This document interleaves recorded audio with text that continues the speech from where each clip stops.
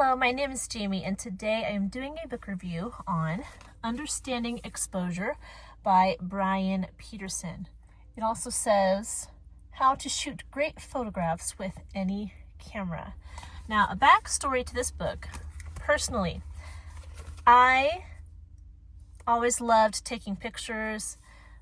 I can still remember my cameras when I was a kid and how the different ones that I've had going into high school and going into college, my current day camera obviously. And I've just always loved photography, taking pictures, capturing beauty on film. And the camera that I have now, there came a time when I didn't want to just point and shoot anymore. I didn't want to use the auto setting. I wanted to know how to actually manually take pictures. That's the type of camera that I have. It's not a point and shoot. It's a Nikon, and you have the option to point and shoot, or you can learn how to manually set the shutter speed and the aperture and all that stuff. And I had no clue how to do that. I wanted to control those things myself, because if you know anything about taking pictures, especially in low light areas where it's really dark, it's hard using the point and shoot method, automatic, to get a good picture in dark rooms. It's really hard. It's hard for the camera to pick up what's going on when there's not very much light. And I wanted to learn how to do that myself. So I searched out some books on the subject, and this is the one that I landed on. I finished this book, I don't know how many years ago, but I've been going through my books and I want to clear out my shelves, and I know how to take pictures manually now thanks to this book. I don't need this book anymore, but I wanted to talk about it to you because, I don't know, maybe some of you want to learn how to take better pictures and how to use a manual camera. So this is how I learned how to take pictures. It's not a long book. Maybe it is a long book. I don't know. It's 175 pages, but there are tons of pictures, like so many pictures, huge pictures. The whole book is just pictures. So it's not a long read. It's not difficult to read. You think it might be because it's talking about the technicalities of how to set the shutter speed and the aperture on cameras, but it's actually very user-friendly. It's written specifically for somebody who's just picked up a camera and you don't know how to set anything on it. That's pretty much who this book was written for. And I appreciate that, because that was me. I didn't know how to set all these things on the camera. Now, this isn't specifically for a Nikon or a Canon or whatever camera brand you have. It tells you how to take certain pictures. It tells you what a shutter speed is and what the aperture is and how they relate to taking pictures and the ISO and all that stuff. But you would have to go maybe onto YouTube and find out where it is on your camera, your specific brand, to set those things. So that it doesn't cover every camera. It covers how to do it, but then you would have to take the knowledge you take from this book and find out how it applies to your specific camera. Because on different cameras, the button or the dial for the shutter speed might be in a different place. So you just have to figure out where that is on your camera. But let me tell you some of the things that this book talks about.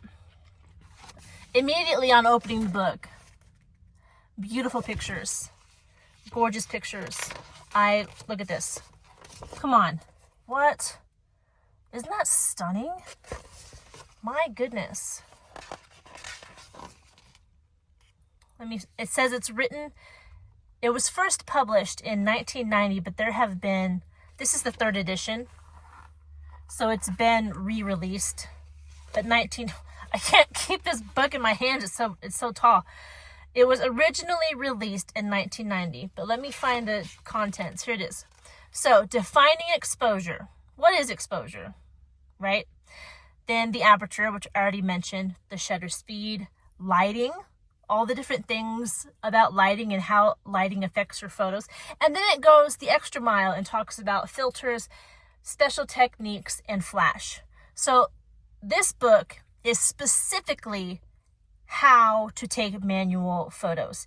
It doesn't talk about editing. It doesn't talk about how to position your subject in the photo and composition, how to take good looking photos. It doesn't really cover that in this book.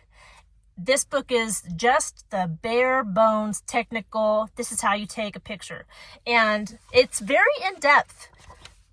Considering there's only 5. There's only 5 topics, and it's 174 pages long, this book. It makes sure you know what it's talking about. Look at this picture. Isn't that pretty? But I just read straight through this thing.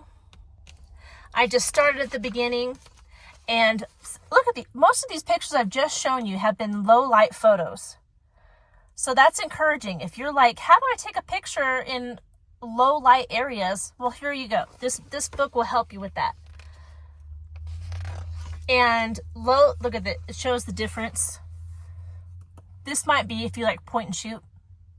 And then it says how you can edit it. Not edit, but how you can tweak the dials on your camera to take a better photo, letting more light in so you can get a better photo. See, look, this is the different information that you will get on your camera screen, and it walks you through how to read that.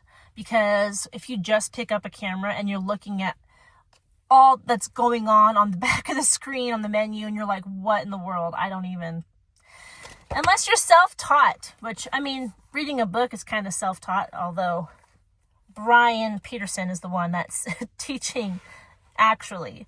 But I think if you're reading books to better your understanding of how to do something, I think that qualifies as self-taught, because you need to learn how to do it, and you're not an expert, so you need other people to tell you how to do it, but you're initiating that learning. So I highly recommend this book. It was very helpful to me. And it wasn't even like I had to read the entire thing before I knew how to take photos. I read like, I don't know, a quarter to a third of it, and my picture taking ability already got a lot better just from the beginning of this book, because it doesn't dink around, doesn't beat around the bush. It tells you this is what these terms mean, this is how they apply to your camera, and this is how you put them all together to take a good photo. So I could just say that over and over again, because this book is extremely simple in what it teaches. It doesn't hide what it's going to be talking about, and it's not difficult to understand. You just have to read it and apply it, and you will learn how to take pictures manually on your camera. So I highly, highly recommend this book. I do want to read other books that focus more on composing a good-looking picture, on how to place your subjects better, on how to take pictures of people, because people are more difficult to take pictures of than like a flower or a lake scene, stuff like that. So there are other books that I have in mind to read in the future, but for just the basics on how to operate the camera and how to take those manual photos, this is a good one. So look this up. I'm sure there are other books out there that teach the same thing. I didn't read those. I read this one. So this is the one that I am recommending to you. Just know that if you don't know how to take pictures manually, that there are books out there that can teach that, and this is one of them. So Understanding Exposure by Bryan Peterson. Look it up. It's very helpful, and I think you will get a lot out of it, especially if you love taking pictures. So that's all I have for you today on this book. I highly recommend it. Again, I keep saying that. I hope you're doing well.